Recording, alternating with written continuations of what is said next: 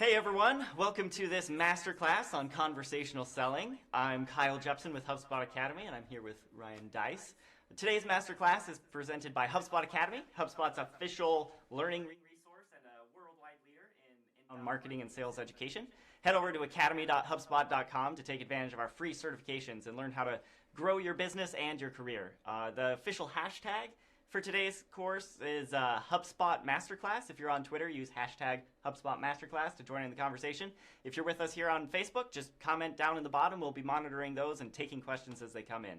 But Ryan, thanks for being here. Yeah, thanks for having me. For anyone who doesn't know, Ryan is the co-founder and CEO of DigitalMarketer.com, which is the number one? They're absolutely. Far and away the number one. Far and away. Yes. No, I can say that because who's going to argue with me right now while we're here? That's true. That's true. For digital marketing stuff. Yeah, all things digital marketing. All things digital marketing, and then you also own half the internet. I understand. That's what Damon John, who's a friend of mine, was kind enough to put that in his book, and I have no problem whatsoever accepting that, even though it's not even remotely true.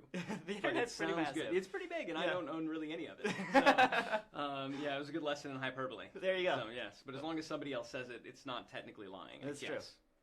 Probably still is. Yeah. Well, but you can own it and be like, I didn't say it. I didn't say that. He's They're saying it. Yeah. And then your career in digital marketing, this is my favorite part, launched because you built a website to try to make some money to buy an engagement ring. Yeah. My freshman year of college, I met a girl. Decided pretty early on that she was the girl that I was going to marry. Didn't tell her that because that'd be a little bit creepy at first, but that was my first motivation was how do I make extra money? I mean, this was 1999. I was going to the University of Texas at Austin. You hear stories about Michael Dell starting Dell Computer Company right across the street in the dorm room, across the street from where I was staying, where I was living. So I figure, hey, if anybody can do it, why not me? At least make a little bit of money. And by the time I graduated, had made enough money, bought the ring. Proposed to the girl, she said yes, and then a business was born. It was a good business and a family. Yeah. That's fantastic. Get both.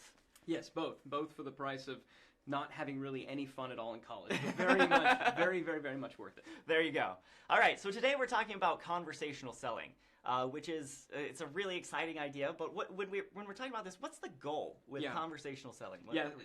So really the goal that I'm looking at for everybody who's watching is just to help you engineer a lot more high converting conversations, ideally from the traffic and leads that you're already receiving. We're going to talk about that, a little bit. This because so much of what's talked about in marketing is how do we get more traffic and how do we get more leads. What I want to show you is how do you get more sales from what you already got.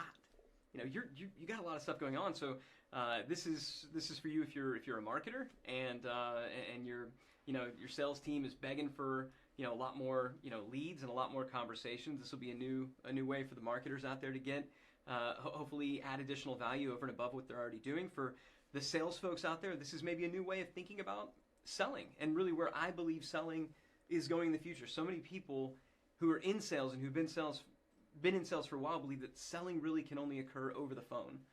I don't know about you. I get irritated when my phone rings. Even if it's like my mom. Right. It's like text me. So so much of human communication is now taking place through these other chat channels, right? Whether it be SMS or Facebook Messenger. So if you're in selling, learning how to really use those channels to close the sale is also a part of it. So we're going to talk a little bit about that. And if you're an agency, then hopefully maybe add some additional arrows to your quiver in terms of strategies you can add for your clients. So that's really the goal. That's what we're looking to accomplish. Love all of that. And if you're on the marketing side, whether you're an agency or a marketing team, if you want the salespeople you're working with to love you, it's not really about the number of leads. It's about the number of sales they close from those leads. Exactly. If you can get the sales, if you can tee up a conversation, they're going to be thrilled. They're not necessarily looking at the total number of leads. And look, if you're a solo, I'm sure we got solos that are out there where you're a company of one. Or you're maybe a sales and marketing team of one, then I guess the good news is you get to watch and learn about all of this because you kind of get to own the entire process that we're going to be covering here. Yeah, and honestly, anyone who's in that boat, this is an exciting time to be in that boat because you can really set the trajectory for what the future of marketing and sales is going to look like. Yep. So let's dive in. Let's talk about kind of I think where we've come from and how we've gotten to where we are today. So I guess the question that I would have for people is, what do you think is the highest converting sales medium of all time? there's been direct mail and, radio, there's TV infomercials, right? There's obviously the web. But and I don't like necessarily have data to back this up. I think it's probably, fairly known and fairly obvious when you think about what converts the highest. What converts the highest, not necessarily what scales the fastest, what converts the highest, you really can't beat face-to-face, right? When you're face-to-face with somebody, you can see you kind of see where they are. If they're not quite believing you, they're, I don't know. I need to say some things. You can respond in real time. They can tell you the objections they have, and you can, try to overcome those objections in real time. You can have a conversation. You can find out specifically what is that one thing that they really, really, really want, and you can tailor your messaging around that. So I think without a doubt, face-to-face is the highest converting sales meeting of all time if you got a salesperson who knows what they're doing. So why doesn't everybody just make every single sale face-to-face, right? Well, the problem with face-to-face selling, and you got, marketing Mike here, who's going to be like, yeah, but face-to-face doesn't scale. And that's so much of what we've done in the digital landscape has been saying, how do we take what works in traditional sales and traditional marketing, and how do we get it to scale? And we're going to talk a little bit about scale and this idea of scale, but I kind of want us to pause for a little bit and just kind of ponder, why is scale the goal anyway? Why does scale have to become the goal? Why is that the thing where in most companies you can shut down just about any idea if you simply say, it doesn't scale? Like, that's the one thing where, and everybody's like, well, I guess it doesn't scale. If it doesn't scale, you can't do it. Yeah, screw it, right? Why do it? Yeah. I mean, that's what people, they don't have to use words. They're just like, doesn't scale, and then they just start mumbling and gesturing to one another, right? So that, that is kind of the ultimate thing. But why is this the case, right? Why did scale become the goal? And specifically, when did not talking to our customers become the goal? Now, I'm a marketer, and I'm a digital marketer, right? I run DigitalMarketer.com. I'm all about digital marketing. I'm all about marketing automation. This is not saying that marketing automation is bad, but I believe that what we're dealing with right now is this overreaction of, we sure would like to never, ever have to talk to our customer ever again. If a lead could come in, and if they could just get this automated follow-up, and then they magically and mechanically kind of walked through this process, and then they were spit out the other end where they're happy and we have their money, then wouldn't that be great? They just put in their credit card number and we extract the money out. Exactly. They never talk to us, we never talk to them, we get to maintain, our little bubble, and, wouldn't that be great? So much of marketing is in pursuit of that goal, and I think we have to ask ourselves, why? Why has that happened? How have we gotten here? Right? How have we gotten here? And specifically, if you're going to kind of adopt my presupposition, which is that this is not necessarily a good thing, who's to blame? Well, I believe that digital marketing is to blame. What? Yes, I believe that digital marketing, I think I'm uniquely qualified to blame digital marketing and not have people get overly upset with me, because again, I am a digital marketer. I love digital marketing. I think that it's great. And in fact, I think the reason that we have this overemphasis on scale is because marketers have done such a great job, right? Because, HubSpot has trained so many people on how to do inbound effectively that, there's just almost too many leads coming to the top of the funnel, right? That we're at this point as businesses where there are so many leads coming in that we have to automate things. We have to say, yeah, but that isn't going to scale because of this influx of leads, because marketing has done almost too good a job at putting things into the top of the funnel. And so I think we have to ask ourselves, like, who else has that problem, and what have they? How have they solved the problem? I think about the problem is there's just too many people around us who want and are maybe interested in our services. Where my brain instantly went was the DMV. Right? I think, if you've been there, there's a lot of people who need to get their driver's license renewed. Maybe they need to take driver's tests, things like that. So they show up at the DMV, and there's, invariably there's like 2 people up there working with folks and like 1,000 people who need to talk to them. 10 so what empty do they windows. Say? Exactly. So what do they say? They're like, hey, take a number. Right? The DMV has dealt with the overabundance of leads by saying, take a number, sit over there and wait. That's not a great solution. Then we think about, Apple. This isn't as big a problem, unfortunately, for them as maybe it was a few years ago. But anytime a new iPhone would come out, people would be camping out. right? So Apple's saying just stand in line. You know, stand in line and wait until it's your turn to give us money, right? Marketer's solution to this has been, you know, I think maybe a lot more elegant, and that solution has been the funnel, right? That's been the solution. We have the leads come into the top, and then we're going to march them through this series, and at some point, you know, they'll buy, and less people will come out of the bottom. That's sort of the idea of the funnel. But if you look closely at kind of any graphic of a funnel, right? Any graphic of a funnel, I almost don't care which one you picked. I've kind of selected a handful of them. They all look the same. A lot of people at the top, very few, or in many cases, like one person down the bottom. So you got like all these people at the top, and then at the bottom, you really only wind up with one. And what I think it's important to remember is our own models have taught us to expect low conversion rates. We lose people at every step. Every step, you're going to lose them. Every step, people are going to fall out. And I'm not saying that isn't accurate, but our own models have told us not only is this to be expected, but it's how it works. It's just a fact of life. So when your own model is saying that conversion rates are going to be low, we shouldn't be surprised that conversion rates are low, right? I mean, we're beginning to optimize, and I love, you know, Andrew Chen, who is one of the best growth people out there, one of the best minds in growth and marketing out there. I believe he still heads the growth team at Uber.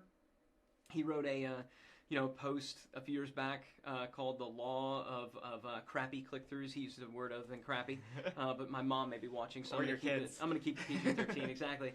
But the basic idea was that in any new advertising channel, in any new marketing channel, it's the effectiveness of any ad is going to decline dramatically in a relatively short period of time. The example that he gave was the banner ad.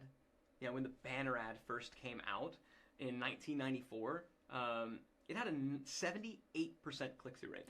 Think about that. The very first banner ad had a 78% click-through rate. Incredible. People didn't even know what it was. Yeah, they're like, there's a blinking thing. Click, right?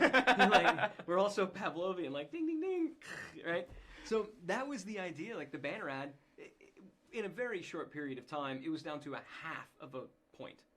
A half a point. So 1994, 78% click-through rate.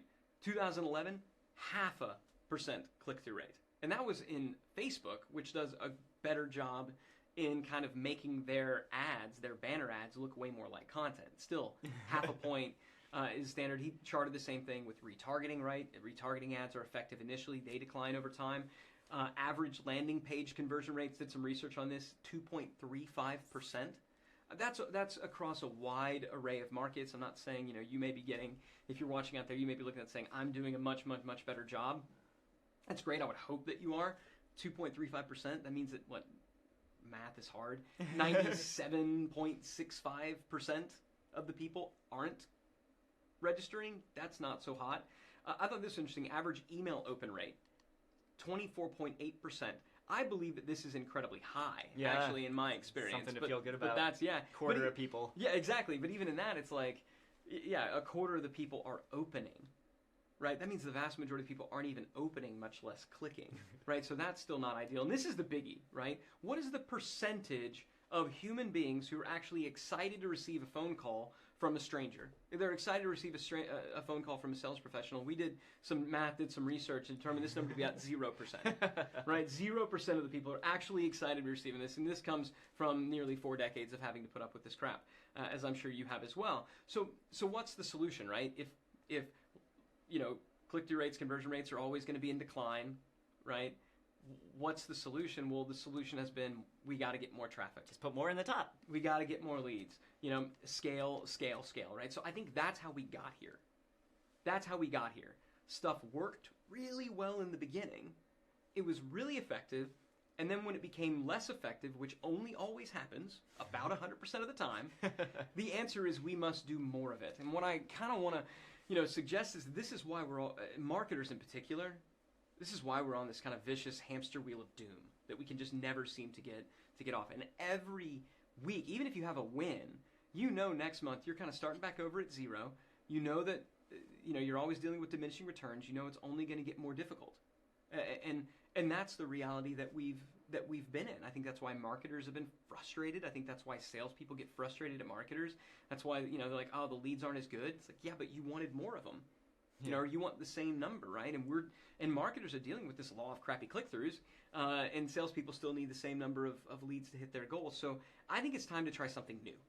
I think we need to kind of rethink much of the way that we approach this, not throw it out completely. Nothing, and I think this is so critical. All right, if you were watching, you know, at home or from your office, please, I hope you don't hear me say that you should do this instead of everything else you're doing right now. It is not that binary. You can do both. Right? What I'm suggesting is let's try something that is really going to emphasize more the quality, not just of a lead, but of a conversation. Because that's what we're talking about. Conversational marketing and conversational selling. In other words, how do we get back to the face-to-face? How do we get back to kind of reclaiming and recovering these really, really high conversion rates? How do we get closer to that as opposed to just saying, no, let's do more? So that's kind of what we're talking about with, you know, we think about conversational selling. I want to mention, just because anytime I talk about this, people want to talk tools. Everybody wants they want to know the software, what's the solution. I'm going to give you some of the ones that we use, but I hope everybody understands that at DigitalMarketer, at least, we're kind of tool agnostic. It really is about the strategy. Yeah. An amazing tool with a bad strategy is going to fail miserably. Right? And yet, a great strategy deploying a rudimentary tool. So I'm going to show you how to do conversational marketing and conversational selling using just good old-fashioned email, right? One-to-one, I'm typing an email and sending it, right? That's not some newfangled tool, right? Everybody has that one. So I'll go over some tools, but just I want to throw that caveat out there. Obviously, if you're watching this and you're a HubSpot user, HubSpot has live chat now. They have a chat tool they're building in, and it's getting better and better and better, becoming really advanced. I was very, very excited about some of the announcements that were made at Inbound. So if you're using Sales Hub, you already have this. I would recommend starting from that. Drift is a company started by, I guess, some former HubSpotters. Yeah. That they were really the ones to kind of, introduce, at least the first I heard, introduce this idea of chat for selling, not just chat for customer support, or not just chat for customer success. That's a lot of, like Intercom, and there's been a number of other chat tools. Chat was initially like, talk to a live person, right, and get questions answered. It wasn't so much built for the sales side, but there's people who use Intercom for that. And then ManyChat. ManyChat.com is a tool that you can use to really automate and build bots inside of Facebook Messenger. So the previous three are chat tools for on-page, and ManyChat is really designed more for Facebook Messenger. So that's kind of what we're looking at. On-page chat tool, Facebook Messenger, email, all of these are conversational things that we're going to be diving in. So let's talk about now how you go about actually starting the conversation. So now I'm talking to you marketers out there, okay? We're not talking about leads right now, right? We're saying, how do we actually start the conversation? How do we tee up these, we call an ideal sales conversation for the sales team. So they're not necessarily measuring you in leads. They're excited that you're kind of making a nice little warm introduction and a warm handoff. There are three conversation starters that we look at. The first is page to chat. So that's getting people who are already a visitor on your website to initiate and to start a conversation. That's the first. We'll talk about how to do that. Email to chat, so getting people who are already on your email list to begin to chat with you, go back and forth via email or another media, and then ad to chat. How do you go straight from advertising to somebody talking to you? And there's some really great, I know a lot of people watching don't do advertising. They don't necessarily like the idea of buying traffic.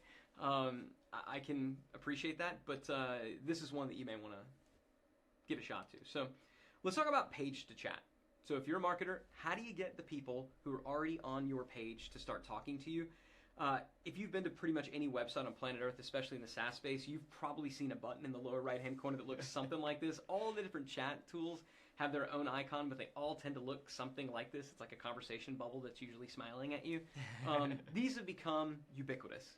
These are all over the place. And part of the reason they're all over the place is because I think companies are beginning to realize that this idea of conversational marketing and conversational selling is a thing, but everybody's doing it the same way. So everybody's approaching this and saying, and this is not to knock the folks at New Relic. They have a phenomenal product, but everybody's kind of doing the same type of thing. How can we help you today? Right? How can we help you today? Or, when we first started this at DigitalMarketer, it was, hey there, have a question, want to chat, right? So that's kind of what everybody's doing. This is everybody's opening question is, hey, want to chat? Hey, want to talk? And the universal answer to this seems to be, nope. No. Yeah, no, I don't. No, I don't. Leave right? me alone. Right, and we shouldn't be surprised with this. I mean, you've probably been in a retail store. Yeah. Right. You go and you're looking for a shirt, and you walk in, and the person says, hey, can I help you with something? And what do you say? No, to them? I'm good. Yeah, no, Just I'm good. looking. Yeah. Oh, there you go. Nope, I'm just looking. I didn't even have to wonder. Like, it is such an understood thing. I was able to kind of type that out before even knowing what you're going to say, right? That is like an aspect of the human experience. We know that, right? Yeah. You walk into a store, they say, can I help you with something? Basically, hey, do you want to talk? And you go, nope, I'm okay. Leave me alone. Leave me alone, just looking. Didn't come here for a social experience. Right. I just want to shop. Until that moment when you're ready and you have a question and then you can ask. And that really is the way that most chat is happening. It's somebody who comes to the site and they have a question and they engage. And that's good. That's going to keep happening. But as a marketer, we have to ask ourselves, how do we engineer those conversations? How do we drive those conversations so we get more than just the people who show up with a question already? And what we found the best solution for this is to ask binary questions. So to simply ask somebody, like for us at DigitalMarketer, we have a page that's dedicated. I mean, one of our kind of highest value segments is digital agencies, right? So we have a page that's dedicated to digital agencies. We're looking for agency partners at DM. So if anybody arrives on that particular page, we don't say, hey, how's it going? If you have any questions, we're here. We say, quick question, right? Are you a consultant or marketing agency? That's it. Quick question, are you a consultant or a marketing agency? And people can pretty much answer yes or no, right? So if you were to walk in, and I think it's critical, anytime you're doing something online, the ultimate litmus test is, would this be weird if I were to do it in real life, right? Would it be kind of weird? Would it be kind of creepy? Would it be ineffective if I were to do this in real life? Or does it really mirror the way that things would work in real life? So let's go back to that. The retail store, right? So you walk in and nobody really says anything at first, but as soon as you kind of start playing, maybe you pull out a shirt, somebody says, oh, hey, do you like that shirt? Now, you're not going to say, no, I'm just looking. That's weird. That's not a normal response, right? You're going to be like, it's fine. I thought it was kind of cool. Or you'll be like, yeah, I do. Oh, cool. Want to try it on? Here, let me grab that. You can go look around for that. Now you're engaged. Do you have it in my size? Exactly. Now you're engaged in a conversation, but you didn't ask the person, do you want to talk to a total stranger? Because only nobody wants to talk to a total stranger. We've been taught as children not to talk to strangers, right? That's the thing. Don't talk to strangers. Don't take candy from them. And now in business, we're strangers wanting to talk to people, wondering why they don't want to talk back. That's not how conversations work. We've been told not to do that. We have conversations with people that we know, like, and trust, or we have conversations with people who ask us a question that's non-threatening, right? So think right now, what is a binary question? And by binary, I simply mean a yes-no. It's not, somebody doesn't necessarily have an opinion about it. Are you a consultant or marketing agency? Somebody could say, nope. Okay. I know I probably don't need to talk to that person because they're not going to be a fit for this thing. Cool. I'll leave you alone, right? That's great. That's helpful. Yeah. That's filtering. I remember, right now it's like Girl Scout cookie time, and I don't know if they're doing the same thing in the Boston area, but at least in Austin, Texas, where I live, Girl Scouts are planted outside of like every major restaurant, outside of every drugstore, the grocery store. Yeah, the grocery store, and you walk in, and they're all like, "Do you want to buy some Girl Scout cookies?" Like, no, that's okay. Not what I came here for. It's not exactly what I came here for. I'm good. I walked past some Girl Scouts the other day, and they said their question was, do you want to support the troops? And I went, and I was ready to say no, and then, do you want to support the troops? How can I say no to that question? Yes. Yes. I like to. Okay, well, if you buy Girl Scout cookies, if you have some for yourself, you can still buy Girl Scout cookies, and we'll send them to the troops. Would you be interested in sending some Girl Scout cookies to the troops or taking some home with you? And I bought Girl Scout cookies. I had lots of Girl Scout cookies, but I bought more because, again, it was a question that I couldn't ignore, and it was a question that I couldn't necessarily say no to. So what is that question? I think that marketers out there, right? We're writing copy. What is that for you? And kind of the next area where people come into play is they think, okay, but how am I going to make sure that I don't have too many of these questions, right? Because we're going to get to, once you've engaged in the conversation, where does it go from there? But people ask at this point, how do I make sure that I don't get an overabundance of these? First thing I will tell you, don't put chat on your homepage. It's at least in the beginning. Which is what everybody's doing. Everybody's putting on their homepage, exactly. But if you have a giant team who can respond to that, then great. But I recommend not doing that. You could, if you are, have it trigger on the third visit, so that if somebody comes once, it doesn't trigger. If they come back again, it doesn't trigger. And if they come back a third time, now there's some intent. You could do the same thing with content, or you could only trigger it on bottom of funnel content. So somebody's, they're reading a post or a customer story. And so maybe if somebody's reading a customer story about a particular industry, you could ask them, hey, are you in this industry? Right? So the content can inform the question that gets asked. We'll talk more about that. Or trigger on pricing or thank you pages, right? Just get deeper into the funnel. Any questions about that before we move on, I want to take this question from Arlette. She asks, what happens when the sales team isn't online? Does someone have to man the chat 24/7? With just about every chat application out there, you can set hours of operation when the chat is available. And so if you say, only have the chat come on between like 9 to 5 when you have salespeople there, it'll only come on 9 to 5. Yeah. It won't be visible. Or you can have it to where it's visible, but it says, hey, are people out for the day, but you can leave us a message here. Right, yeah. And I know in the HubSpot messages tool, you can set your offline message, customize that, and ask for people's email and say, like, we'll follow up with you when we're back. Yeah, exactly. It's kind of like voicemail, right? So no, you don't have to be there 24/7, but it kind of makes the case when you see that how well this works for, maybe having people who are overseas being able to man it for you, or man it or person it, human it for you. You know what I'm saying? So that's the first strategy, right? That's just talking about how do we take the visitors that we already have, the people that are already hanging on our website, and how do we engage them? The big lesson is don't ask them if they want to talk. Ask them a binary question. Think about what that is. We'll talk about what happens once the conversation begins, where you take it from there and how you can even automate that when we get to that in just a second. But for now, we're talking conversation starters, right? The second strategy for conversation starters is to leverage your email list. Right, to take the people who are, because remember, this is all about how do we get more sales conversations from the traffic and leads we already have. I want to start from there. And so if we think about our email list, ideally you have high intent gated content. That's really step one if you want to do this right. So what I mean by high intent gated content is the content itself informs what that lead is interested in. So if you just have a piece of content that's how to do marketing good because marketing is good and stuff, that doesn't necessarily inform any intent on the fact that the person who downloaded this wants to do better at marketing. Whereas, the particular, piece of content that we have here, that we use at DigitalMarketer, want to build a rock star marketing team, how to structure and build an in-house, or how to structure and build a modern digital marketing team. We know that the only reason that someone would register for this particular webinar or register for this, video series is because they want to build a digital marketing team in-house. Like there's no reason whatsoever to register for this content. The content itself is a filter. The content itself is designed to kind of, to one, yes, inform what they're interested in, which informs the conversation, but also to filter out the people that maybe aren't a fit for this. So that's really step one.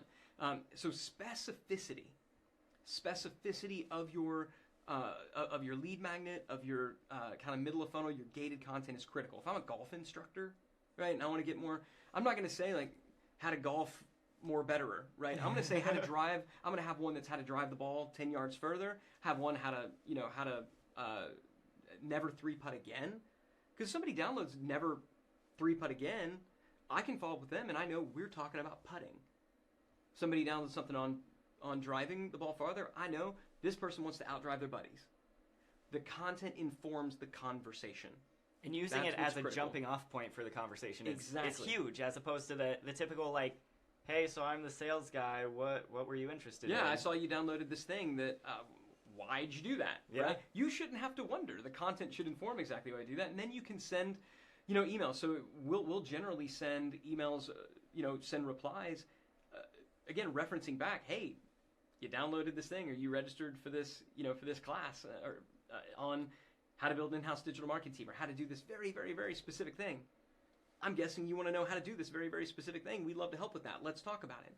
But the key is when you're sending these emails, the emails are not designed to get somebody to click and go over to a web page and buy. The emails are designed, they're specifically worded to elicit a reply, to start a conversation via email. And my favorite of all is also the simplest of all. I call it my magic 9-word email, right? My magic 9-word email, and the formula, the structure is basically, are you still blank? So are you still looking to grow your marketing team? Are you still looking to build a marketing team? Are you still looking to cut your score by getting better at putting? The framework, the structure of "Are you still?" is such a great setup because one, it tells them that you know exactly the thing that they want, and they were the one that really started the conversation. Yeah. In downloading and requesting that content, they started the conversation. You're picking it up. Hey, remember how you downloaded this thing? Do you still want that? Now, maybe the answer is no, I don't want that anymore. But in general, why would they not? And if they say that, and that's what we have, people will actually respond, right? So, are you still looking to train your marketing team? Some people responded back and said, nope, I'm not anymore, right? And then we're able to respond back and say, that's fine. What else is going on? Anything else that we can do to help? Yeah. Right? You can tailor it. Other people were like, yeah, I am. I mean, it's funny. We will get people that will actually apologize to us for not reaching out sooner. Think about that. When was the last time you sent a broadcast to your email list and people replied apologizing that they hadn't gotten back to you yet? Yeah. They don't do that because it's not perceived as an actual real one-to-one human conversation. Right. And I love that everything about your 9-word email here is designed to make it feel that way, right? Mm-hmm. Like, you can automate this, right? Yeah. And we have experimented with that here at HubSpot where, like, the lead comes in, whatever, we route it to the right sales rep, we send an email from that sales rep, but we found, like, it has to just be plain text, mm-hmm. right? You make it HTML, you add design elements, it looks like a marketing email, they delete it. And that's such a great statement that you made there. I kept this example in here. I almost was going to change it because we actually made a mistake here when we first did this. So this screenshot goes back to 2016. We were still experimenting with a lot of these ideas. And if you look at the image, you can see it has the company logo at the top. Yeah. And the social sharing exactly. at the bottom. None of that should have been in there. It should have just been pure plain text. It should have looked exactly like it would look if you were emailing a friend. Right. Right. Pure plain text. We're having a conversation. This is not an email broadcast per se. Right. And there's no like dear first name. Exactly. Like, no. My name is. Right. Our company does. You don't need to personalize it. Yeah, exactly. If you're going to email it, all you have to do is be like, hey, and sometimes the subject line's quick question, right? Quick question line. Or in this case, it was just checking in. Right. You still looking to train your marketing team? So that are you still? I know what it is that you wanted. And in particular, it nicely twists the knife a little bit. Yeah. Right? It suggests that you haven't done this yet. Right. And you wanted to. Another variation is have you yet? So there's are you still wanting to do this? Are you still looking to do this? And have you done this yet? So, hey, have you built your in-house digital marketing team yet? So are you still, have you yet is a really great email formula for driving that reply. But again, you will mess this up if you put a link in there. Yeah. Hey, if you are, click on this link because I've got something for you. Now it's a piece of marketing. Right. If you just write it, you don't have to say reply.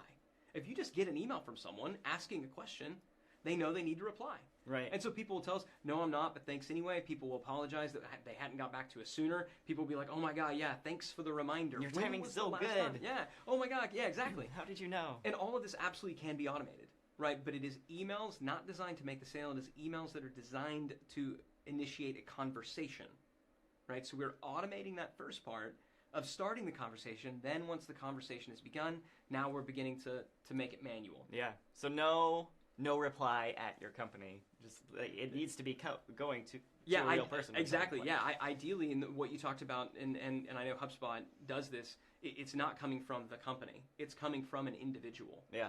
Right. It's coming from that. It's coming from that person. And then when they click reply, the way you super screw this up is when they click reply, it's no reply at your company. You know, Right. people, stop doing that. Take that off. Yeah. If somebody wants to reply to an email and have a conversation, let them. Well, and that to me is just so crazy because, like, why do you send an email to someone you don't want to reply from, right? Yeah. Like, that's like the foundation of the whole technology. Yeah, what are we doing? Right. I mean, it's saying I no longer want this to be a two-way conversation. I just want to shove my message and my desires down your throat. Yeah. And you either do what I ask you to do or unsubscribe. I don't care. I mean, it's this like kind of heartless type of marketing where we see our leads not as human beings, not as individuals. They're all just little dots. You know, Yeah. they're the little stick figures at the top of the funnel, and it's fine if we lose some. Heck, we need to lose some of them because remember, we're only looking for one or two of them to trickle out of the bottom. Yeah. We have to change our mentality about this. This is not a funnel. This is a relationship. Yeah. This is a relationship. This is a journey. Now, when you do get a conversation going, the beautiful thing is, if they're not interested in that one particular thing, because you're having a conversation, you can keep the conversation going and find out what they are interested in. This happens all the time. Again, as a screenshot, one of our salespeople reaching out to somebody, they weren't interested in the thing. It wasn't a fit, so they redirected and sold them something else. Well, and that's so great. much, you know, within the theory of inbound, we try to teach people at HubSpot Academy, we teach them to be helpful, right? Before anything else, like before you're trying to make a sell, before you're trying to do anything like that, add value to these people, help them make progress, Yep. and then that builds trust, and they'll be more likely to buy from you in the future. Absolutely. When they're looking to buy. But right now, you can't force somebody to think that they want to buy something when they're not actually looking to buy something. And Right. so you start this conversation, you treat them like a person, you build that relationship. What a concept. I mean, you treat them like a person. Like, why do we even have to say that? They are people. What other option is there? Yeah, exactly. But what we do right now is we treat them as a number. You know, and I think that's kind of the mentality shift. And again, if you do this, and you do this well, I don't mind if our leads get cut in half if our conversion rates double. Math. Right. That's that pesky math thing again. Right. I don't mind so much, especially if you're paying. I mean, heck, you're probably more profitable at that point. Also, and this is another really, really, really kind of cool strategy that we've done, sending out emails that aren't just designed to get a reply. Sending emails, you know, it's pretty common to send emails and say, hey, give me a call. Salespeople do that all the time, so we'll put that in there. So this was a promotion that we did for one of our big event that we do every year, Traffic and Conversion Summit, and it was kind of getting towards the end, and we said, hey, you know, if you want to, you know, add some extra tickets, there's 3 ways you can get it because tickets technically aren't for sale anymore. You can just reply to this email. Again, what a crazy concept. You can give us a call. And then we said, you know, my favorite, you can click this link and it will open up Facebook Messenger. Facebook Messenger is becoming one of the single largest chat platforms out there, and people are very comfortable with it. It's where they talk to their friends. When we sent this out, the 3 options, reply, phone, or Facebook Messenger, which one do you think got the most responses? I know the Any punchline, idea? but my guess would be an email. Yeah. The reply. That seems super easy. Because they're in that medium already, right? And it's easy. Just click reply. Facebook Messenger got 50% of the replies. 50% of the conversations that came through Facebook Messenger. The reply, the email reply was around like 35-40%, and the rest of it was people picking up the phone to call. Which is amazing. Yeah. That even happened. That anybody picked up the phone to call? Yeah. So that's, and I believe that it's trending that way. So if you want to put a link in an email that will trigger a Facebook conversation, that will basically open up Facebook Messenger for somebody, so they click it, Facebook Messenger opens on their mobile device or on their desktop, and now they can begin typing. It's m.me/whatever your page is, whatever your company page is, right? So for us, it's m.me/DigitalMarketer. For you guys, it'd be m.me/HubSpot. So whatever your Facebook page is, that will then trigger a conversation with that. So that's a great way that in any email, if you want to start a conversation via Messenger, which we're going to talk about in just a little bit, that's a great way to do it. So on this real quick, since you got such a mix of people, like Facebook was clearly, Messenger was the winner. Yep. Do you take away the other options and channel everybody that way? Does giving all 3 options, is that best? Like, how do you think about that? So the honest answer is we haven't tested it. And I'm usually of the mindset of humans are different. People want to respond in different ways. Sure. If I seem to recall, again, phone was over 10%.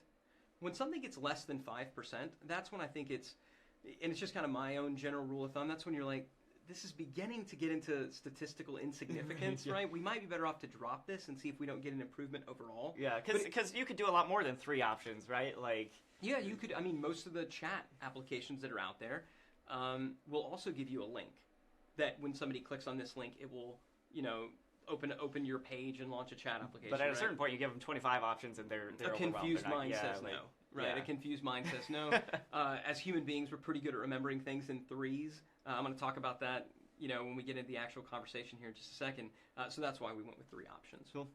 And 2 that everybody knows and 1 new, and I was shocked. I truly was like, maybe 10-15% of the people will go Messenger. The fact that it was over 50% was really, really, really shocking. Yeah. So remember when we're talking about this, the goal is to start a conversation, right? The goal is not to try to make the sale. The goal, we're trying to start conversations, and you can use platforms other than email, and that's where advertising can also come in. Before I get into the ad thing, any questions? Yeah, so we've had a few come through. This sort of takes us back to the chat thing we were talking about before. Someone asked, what's the difference between chat apps and chat bots, and which should I use? So I can handle the definition real quick. A chat app just lets you communicate with people in real time on your website, and a bot can moderate that conversation, take care of it when a person isn't present, usually through predetermined options, but there are other ways to do it. Do you have advice on bots and? Yeah, I'm going to go through how we build bots in just a second. So I think that distinction would be clear when I get into an example here. So hold tight, we'll get there. Yeah. Xavier or Javier, perhaps. Any recommendations on timing between plain text email sends from sales reps based on high intent content download? So I think he's asking if you're going to have more than one touch. Yeah. How many? How often? Yeah. So people aren't going to believe this, but go back to like when you first started dating someone, right? How often did you communicate? It was probably multiple times a day. So you really want to stack that communication early on. So within the first, the first 5 to 7 days, I'd be following up almost every day. Like the first, you might send 2 the first day, and that's not weird. It's how we, kind of deal with human interaction, right? We're accustomed to that, and when a relationship is new, the communication frequency is higher than later on, and then you can begin to kind of pare it down. That "Are you still have you yet?" That one you want to give a little bit of time. That's really designed to come a little bit later after somebody's downloaded, and it could come anywhere from a week later, 2 weeks later, 30 days later. If our lead flow to our sales floor is a little bit lower than we want to see for a particular month, we'll queue up an "Are you still?" email and blast it out to everybody. Some of the people will be everybody who's been on the list for maybe because generally within the first 14 days they're still in an active campaign. So anybody who's not in an active campaign, and some of those people might have been on the list for over a year, and we'll still be like, "Hey, are you still looking at doing this?" And they'll reply. Especially when we're talking about these big things like building a team or starting a team, that's something they're going to be thinking about for a long time.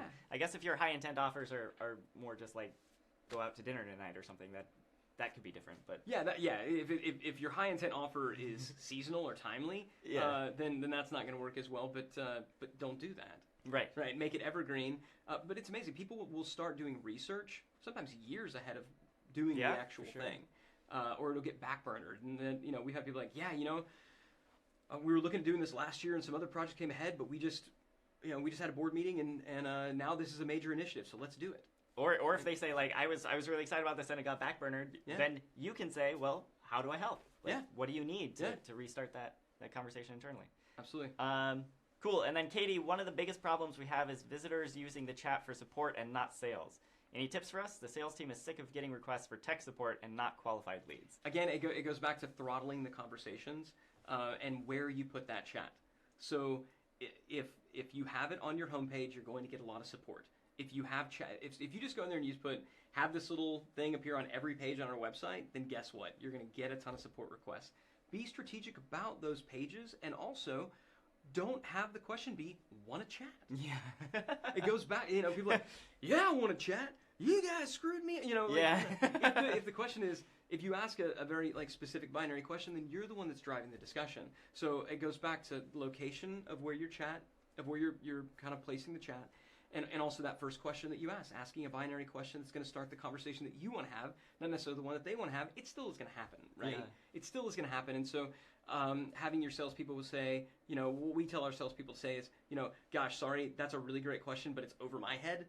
Let me loop somebody else in, and they will redirect that conversation to somebody else, but do it in a way that's kind of, self-deprecating. And get them the answer they want. Yeah, and Katie, I would mention too that the HubSpot messages tool, I can't speak to the other tools as well, but because it's connected to your HubSpot database, you can have that only appear to people who are not customers. Or you can have a different one that appears to customers, because we know who's visiting your page, and you can be smart about it and make sure you're routing them to the person who's actually going to help them with what they're most likely to need help. That's fancy. I didn't know you guys did that. I learned something. He said it's fancy. I learned something today. Great. So let's talk about now, again, we're still talking about how do we get these conversations going. Talking about add to chat. In Facebook, there's an ad unit called lead ads, right? So you can have somebody click on an ad, fill out a form, and immediately begin the conversation, right? So somebody fills out the form and it'll trigger an email to them that's like, hey, saw you fill this out. Like, are you, and you could start the same type of conversation. If a conversation works, it works. If a conversation works in real life, you can model that conversation for your chat and your chat bots. You can model that conversation for your email follow-up. Because email follow-up is just kind of a delayed chat bot sent over email. You know what I'm saying, Yeah. right? I mean, so you can model it. That's a good way to do it. There's also the messenger ad unit. A lot of people don't realize that right now, if you can do Facebook advertising where when somebody clicks on the ad, as opposed to going over to a landing page, it pops up messenger. Yeah. And that right there could get the conversation going. We did this recently. Again, we had a sale going, and we were able to generate 300 plus conversations for under $800 on this particular campaign. The value per conversation, which is a metric I believe everyone should be tracking. I think that is one of the future metrics that everybody will be tracking. Cost per conversation. So a new type of CPC, not cost per click. Cost per conversation and value per conversation. For us in this particular campaign, the value per conversation was $100. So you do the math. $800 spend, 300 conversations at an average value of $100. That's a pretty phenomenal ROI. Yeah. You're talking about a $30,000 plus ROI on less than $800 to spend. That's an extraordinary example. They don't all work that well. But still. But it literally came from this campaign we showed you here. Ask us. People clicking on an ad, popping a conversation, having it, and moving on. And that's something to think about. Ads now, we need to rethink the way we think about them, because there's a long time when anyone who is an advocate of inbound marketing would say, advertising, that's terrible. But now advertising can be so contextualized and so helpful and shown just to the right people that is actually like a new wave of inbound. And if you have it look like the posts you would be making organically, then really it's not advertising, it's more content amplification. Right? It's making sure that the content that we're putting out there is seen. Right. We're paying to have our content pushed to the top because there's so much noise. Right. And so long as your content is actually going to help the people you're trying to reach, as long as you're going to be relevant and helpful and human to them, then it's great. Yeah. I mean, far better to see your content than their, broke brother-in-law's, political rant. So, and in Facebook, you can now do tagging. It's actually gotten pretty sophisticated where if it is a customer support request, then somebody could go and, kind of tag it in a certain way. And so a different person on the team would go and have these kind of multi-threaded conversations. So, and this Messenger's only going to get better. But really, that's where I would use a tool like ManyChat if you want to pull in bots, if you want to have better segmentation. It can be really, really effective to do that. It can be a really effective tool in doing that if you want to get big on Facebook Messenger. All right, you have a conversation. Marketing has done its job. They haven't generated a lead, but they've generated a conversation. Which is way better. Yeah, now what, right? Now, I'll give you the 5 critical questions that I have our sales teams ask. Like, these are the 5 critical questions where if you ask these, it generally tends to result in a sale.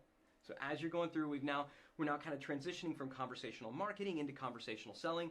The first question is, are you this person? And if you recall, that was actually the first question that was asked on the marketing side to elicit the conversation, right? Are you an agency or a consultant, right? So this question 1 should actually be accomplished by marketing, right? To get the conversation started. Are you still interested in building, a team? What you're kind of subtly asking is, are you a decision maker, right? When you set up that "are you still," you're subtly asking, are you the type of person who's actually a fit for this? Right? Getting confirmation on that. Question number 2, so tell me more. What's going on? Dig a little deeper.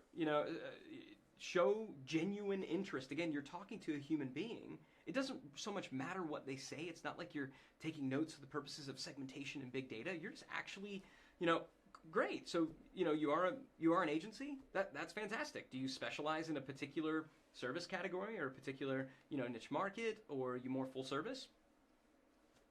What do you do? It's just a normal human conversation. Like, tell me more. I'm genuinely interested in you. Question number 2, what brought you here today? And so again, the conversation's like, that's awesome. It's full service, great. So what's going on? What brought you here today? What are your goals? What do you think we can accomplish together? And what I recommend that every salesperson do at that point is to kind of pick 3 big benefits. Pick 3 big benefits. So when they say, what brought you here today? I can tell you, I know for us, we're really good at helping agencies attracting more clients, scale and systemize their business so they can kind of begin to extract themselves from it, or really increase their retainers and their retention and their recurring revenue. Between those 3, is there kind of one of those that fits in with your goals? Right, so that's where we'd have that question. Yeah. Then you get into, this is one of the best questions that you can ever ask in sales. What do you know about us? What do you know about us? There's almost not a bad answer. There's almost nothing they can say. Even if they're like, well, I heard you guys are terrible, the fact that they're there suggests that they're not unsold. Right? So you can be like, yeah, we've had our growing pains in the past. We've had our issues. I'm proud to say that's not the case anymore. But, one thing that is really nice is you mentioned you want to do X, Y, and Z, and we can help you do X, Y, and Z. If they're like, I don't know anything, you could say, cool, that's why we're having this conversation, right? Yeah. If they say, well, my buddy Fred said that you guys are amazing. Oh, Fred, really? Yeah, Fred's great. What's nice is it doesn't matter what they say. It just keeps the conversation going and allows you to inform that. And then finally, once you know what they want, once you've identified that your product or service is a vehicle that can take them from where they are now to where they want to be, the highest converting close that I've ever used is, want some help with that? Cool. So you want this? We do that. Want some help? Let's bring these 2 things together. Yeah, and when they say, yeah, great, Visa, MasterCard, or Discover, it's like that's or hey, great, I'll be right back. Let me go get an order form. Let me go get this thing. Don't leave. Right. So that's where you go into the flow. So when we're kind of botizing this, don't think that's a verb. It is now. Yeah, it is now. So I'll kind of walk through our bot, because you talked about the bot being sort of the automated version of this chat. So a digital marketer, if you go to our page about agencies, quick question, are you an agency or a marketing consultant? Right? If somebody says, yes, I am, then we're going to move on to question, 2. That's great. Tell me more. In this case, we say, that's great. Are you just getting started, or have you been at this for a while? And the way that we have our bot set up, if somebody says, if they use phrases like, long time, a while, then we're going to trigger one particular response. If they say just getting started, or, it's a startup, we kind of have these keyword phrases in there, and pretty much any automated bot's going to have this. Then you can respond, so in this case, the response was, I'm fairly new, about 2 years in. So if the word new appeared anywhere, we were going to trigger, well, welcome to the community. Smiley face. Hopefully we can help you reach your goals even faster. So everything that you're seeing here would be automated by a bot, but notice that it's still following the same conversation flow. So this is marketing. This is you. You can build this part out. That's why you're beginning to do and initiate some of the selling for the sales team. Hopefully we can help you reach your goals even faster. And speaking of goals, right, what is your top priority right now? So now we're at question number 3. What brought you here today? What are your goals? Remember I said you should give them the big 3? So we said, I need more leads and clients. I'm ready to systemize and scale. I want to grow my retainers, and recurring revenue, or somebody can say all the above, right? And the way the chat is set up, they would actually click one of the bubbles. If they say, for example, I need more leads and clients, that's great. We can definitely help with that. Spoiler alert, if they clicked on any one of these things, the response was going to be, that's great. We can definitely help with that, because we know for a fact that we can definitely help with all 3 of those things. I think we have it set up to where if they said all of the above, it says, I love the way you think, or something like that. And if they said not sure, then it's, that's fine. That's why we're here. And then you get into any interest in seeing a demo of our partner resource portal. I'd love to show it to you. Now we're getting into kind of that first call to action where the handoff between marketing and sales happens. If they say, sure, let's do it. Awesome, let me see if I can track someone down. And that's where we tell our chatbot, okay, go round robin someone in. Let's get a human being now to engage in this conversation and give them an opportunity to schedule a demo in case the human doesn't get there fast enough. Right. And so we've gone through the first 3 questions, and that can all be handled by a bot. All 3 of those questions can be handled by a bot. When we get to question 4, what do you know about the company? That's where I think a human should be there. That's where I think a human should be there. And then do you want some help? That's obviously a human. So generally, the handoff from human to bot is going to start at step 4, the way that we would have it set up. So when you're creating your bots, just keep those things in mind. Kind of where I'd leave you with, bots are really for filtering. They're not for closing the sale. If you're in sales, don't be afraid of bots. They're not going to put you out of business. They should be used by marketing just as email automation should be used, though, to keep the conversation flowing, to keep things steady. And just, again, some final thoughts. I reject the notion of B2B versus B2C. I think you're always selling to humans. And if you keep that in mind, it's H to H. We're all in the human-to-human business. You're going to keep it conversational. If you remember that humans are relational beings and they want to talk to people, but on their terms. If you remember that marketers built funnels and humans don't actually like them, they don't like being ordered and put in lines. Remember that the better experience is always going to win, right? Automation is great. It's reduced cost. It has increased scale, but it has come at a cost, and it's come at a cost of dehumanizing the experience, which is where we've lost the conversion rate. Right, so sometimes it's good to trade a little bit of automation for higher conversion rates. And then finally, if it would be weird to do in real life, there's a good chance that its days are numbered. If the strategy that you're deploying online, if you were to bring that into the, in real life, if it would be super weird, then probably not a good idea. So final thoughts, I believe the future belongs to companies who are willing to invest in real live, one-to-one, human-to-human interactions. And if you're willing to do that, then I think you're going to be well positioned. I think the technology that's facilitating this is still in its early days.